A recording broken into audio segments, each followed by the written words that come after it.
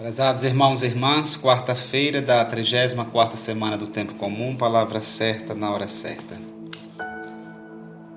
A leitura é do livro do profeta Daniel, capítulo 5, de 1 a 6, de 13 a 14, de 16 a 17, de 23 a 28. O salmo continua o canto de Daniel, capítulo 3. Louvai-o e exaltai-o pelos séculos sem fim. O Santo Evangelho é segundo São Lucas, capítulo 21, de 12 a 19.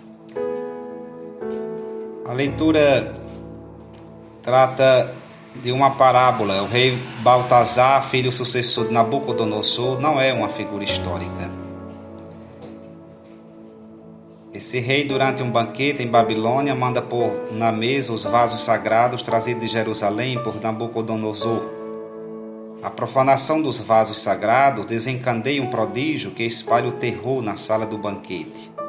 Uma mão prodigiosa escreve palavras incompreensíveis na parede. O mais assustado é o próprio rei. O rei, à vista da mão que escrevia, mudou de cor. Pensamentos terríveis o assaltaram. Os músculos dos rins perderam vigor e os joelhos entrechocavam-se. Os versículos de 5 a 6. Mais uma vez, ninguém conseguiu explicar o fenômeno.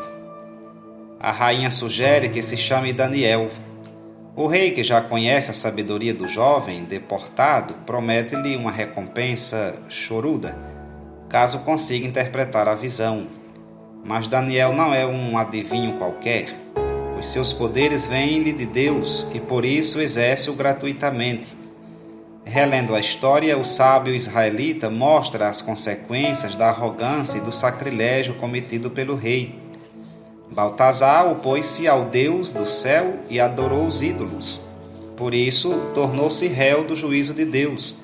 E Daniel explica: o seu reinado vai acabar, o seu poder já não tem peso, o seu reino vai ser dado a outros.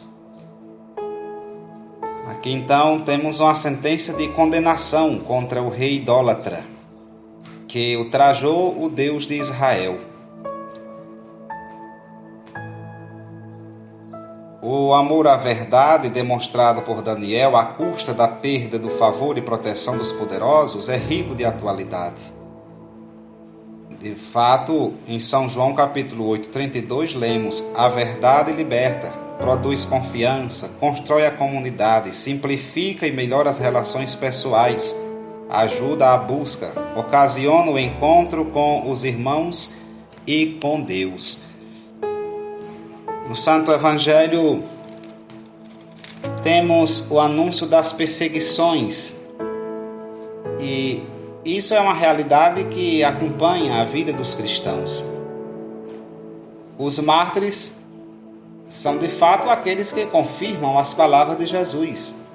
Quem é que é mártir? É aquele que morre por causa da sua fé, por crer em Jesus Cristo e por praticar os seus ensinamentos.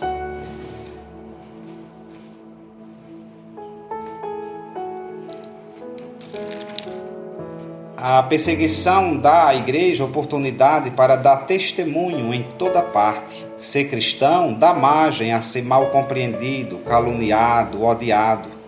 A proteção divina não significa que o cristão não deva sofrer dano algum, mas que todo sofrimento será recompensado e nada será perdido, nem sequer um cabelo.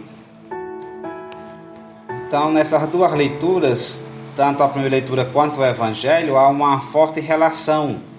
A primeira narra um banquete real perturbado por um episódio misterioso. O Evangelho refere à promessa de perseguições contra os discípulos feita por Jesus.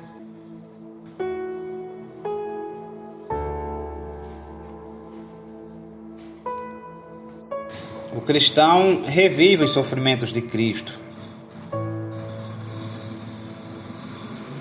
Santo Agostinho assim interpreta estas tribulações vividas por todos os cristãos. Atingem com maior razão aquele que, por vocação e pelo carisma da oblação reparadora, são chamados a sofrer pela propagação do Evangelho em comunhão com Cristo. Hoje, memória Dos mártires, Santo André Dunglac, presbítero, e seus companheiros.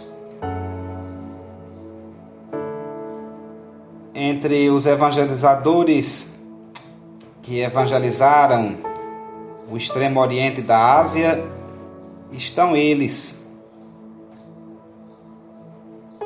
frades da Ordem de São Domingos, naturais da Espanha e membros da Sociedade das Missões Estrangeiras de Paris, que obtiveram abundantes frutos.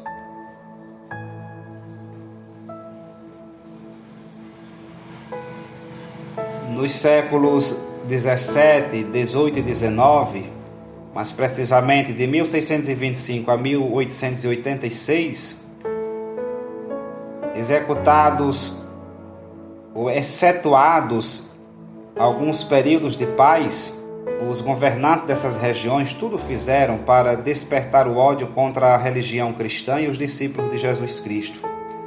Quanto mais perseguidos, maior o fervor cristão, tendo como resultado um elevadíssimo número de mártires.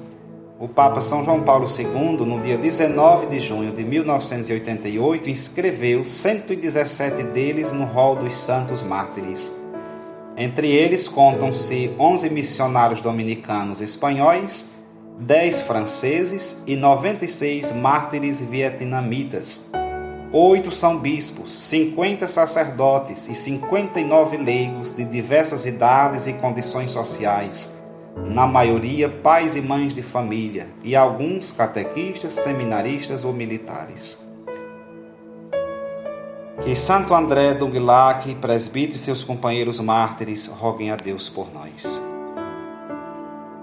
Peçamos a Nosso Senhor Jesus Cristo a graça de nos mantermos fortes e corajosos, para que não tremamos diante das provocações da vida, nem diante das perseguições promovidas por aqueles que se opõem ao seu reino.